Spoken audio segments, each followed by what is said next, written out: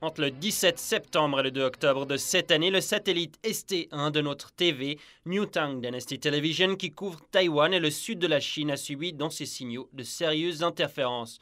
Au début, l'interruption n'était que de quelques heures par jour. Le 1er octobre, date anniversaire de la révolution communiste de Chine et qui reste un jour très politisé, le signal a été complètement bloqué toute la journée.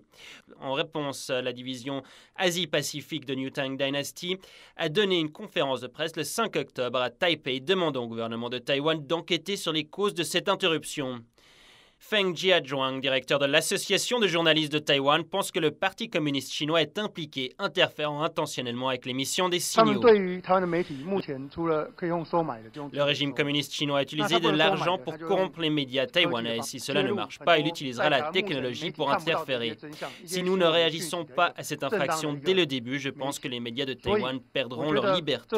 Gail Rachlin, un membre du conseil d'administration de New Tang Dynasty, a déclaré que le régime communiste veut depuis très longtemps arrêter la diffusion de NTD à cause de ces reportages non censurés. Nous fournissons des informations très détaillées sur la liberté des religions, la répression des croyances en Chine, le malaise des ethnies qu'il y a aujourd'hui et la corruption officieuse au sein du gouvernement.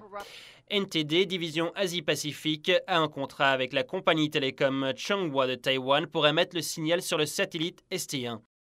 Mais Chunghwa nous a confié qu'il n'avait pas pu déterminer la cause de l'obstruction du signal. Chunghwa a présenté un rapport d'enquête à la Commission de communication nationale réglementaire de Taïwan, ou CCN.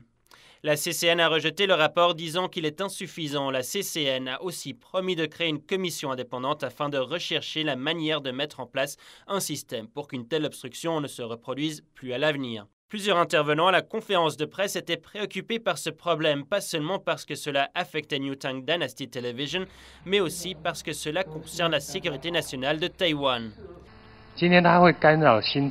Par expérience, il est très clair de voir qui est responsable. Aujourd'hui, ce régime interfère avec NTD, mais demain, il pourrait très bien interférer avec notre communication nationale en temps d'urgence. Le signal qui émettait directement vers la Chine a été interféré, alors c'est évident de voir qui est le responsable. Que ce soit NTD ou bien une autre station qui ait interrompu notre gouvernement a la responsabilité de protéger les droits de liberté d'expression. C'est de la plus haute importance de protéger les droits de nos citoyens qui payent les taxes. Mais malgré les inquiétudes de plusieurs fonctionnaires taïwanais, le gouvernement n'a pas donné de réponse officielle. Cet incident s'est transformé en un test qui déterminera comment le gouvernement réagira pour protéger la liberté de la presse à Taïwan. NTD Taipei.